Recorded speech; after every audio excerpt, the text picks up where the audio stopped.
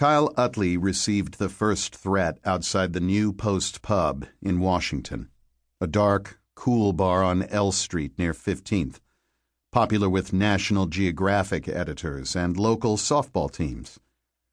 Inside, on July 10th, the White House National Security Team was celebrating a victory over the Senate Committee on Intelligence when the stranger appeared.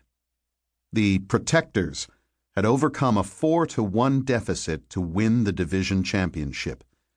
12 sweaty men and women sat drinking cold draft beer and eating the pub's famed Diplomat burgers, reliving the game. Their come-from-behind victory had been so satisfying that for once, no one talked shop. Nothing about this morning's raid by FBI agents in Miami, where a gun battle and explosion had destroyed a small home.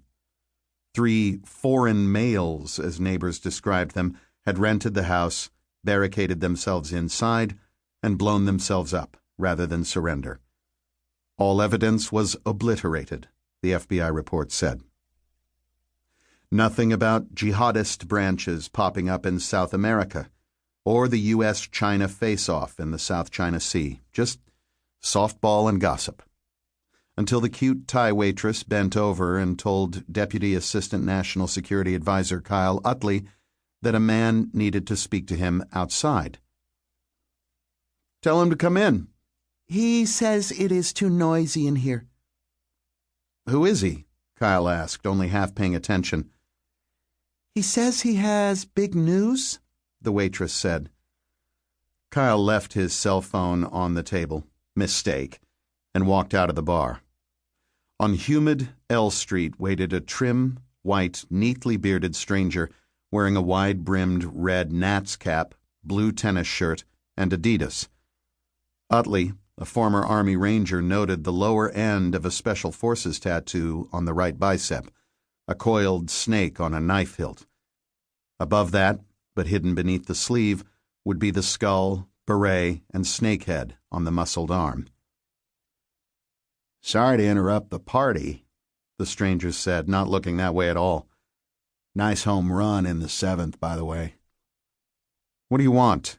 Kyle was irritated at the coy, I know things you don't attitude, and the fact that the guy had been watching him.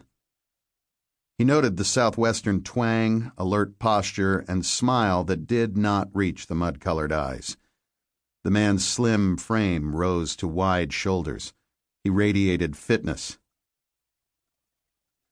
"Kyle, you have instant access to the President's security advisor. You're not important enough to have a bodyguard. Pass along a message, will you?" "What message?" Utley asked, chilled despite the heat and understanding that a threat was coming. All threats, he knew, were to be taken seriously. "That slush fund you guys run out of Ankara, Turkey, to pay off friendly warlords across the border? We're going to kill several hundred Americans in 72 hours if your bosses don't divert that money. On this paper is a list of charities. $300 million is not a lot. Imagine if a few $100 million would have averted the World Trade Center attack. That costs trillions and the bill keeps rising. Pay, and everyone stays safe. Plus," he winked, "it all stays secret, with the convention coming up. Hey, the money's there already. Easy access." Utley stared into the eyes and saw intelligence and calm. His pulse had risen. His combat time in Afghanistan had destroyed any illusions about the depths of human violence. The stranger seemed rational, if that word could be applied to threats. Kyle eyed the paper and thin rubber gloves on the stranger, meaning no fingerprints. "You sound American," Utley said. "Then my language lessons were good." "If you have a gripe about something, let's talk." "We are." "What's the money for?" Kyle asked, trying to delay, thinking.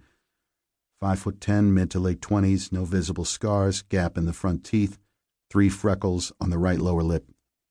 He felt sweat on the back of his neck. The man said, "Consider the payments reparations for Tol-e-Chomri." What was that name again? Darkness had fallen. Kyle had never heard of Tol-e-Chomri. A lone Volkswagen Jetta cruised past. Two wilted-looking National Geographic writers, the only other people on the block, brushed past into the bar. Air conditioning blasted out into the 90-degree night.